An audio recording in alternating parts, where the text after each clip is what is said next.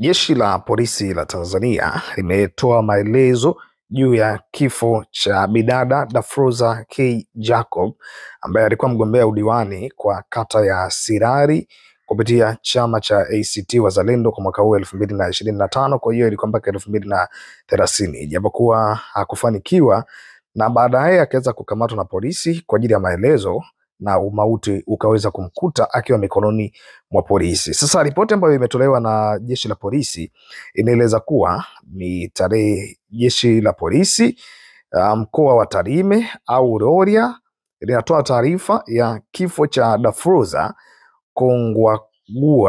Kongwangua Jacob maarufu kwa jina la Mama Frenki leo tarehe 5 ambayo ilikuwa ni siku ya jana majira ya saa 7 mchana alipokuwa akiandikwa maelezo yake kutokana na tuhuma zilizokuwa zinamkabili. Aliugua ghafla na kulazimu kukimbizwa hospitali kwa matibabu.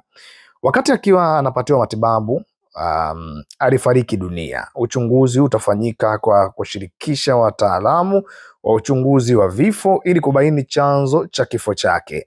Imetolewa na polisi, kamanda wa polisi mkoa wa Tarime Rorya. Hii ni taarifa ambayo imekuja kujibu zile tuhuma ya kwamba bidada Dafroza alikuwa amepigwa mpaka kupoteza uhai, ijapokuwa polisi wanasema hali tu ilianza kumbadilikia ghafla akiwa ameshikiliwa na anatoa maelezo, na hivyo ikatakiwa aweze kukimbizwa hospitali kwa haraka ili aweze kupatiwa matibabu, na huko ndiko ambako umauti umeweza kumfikia. Ijapokuwa maswali mengi kwenye habari hii inaweza kuachwa mdomo wazi, kwa sababu hata wanahabari wa kutokea mkoa ule wa Tarime hakuna hata mmoja ambaye alikuwa ameripoti kifo hiki.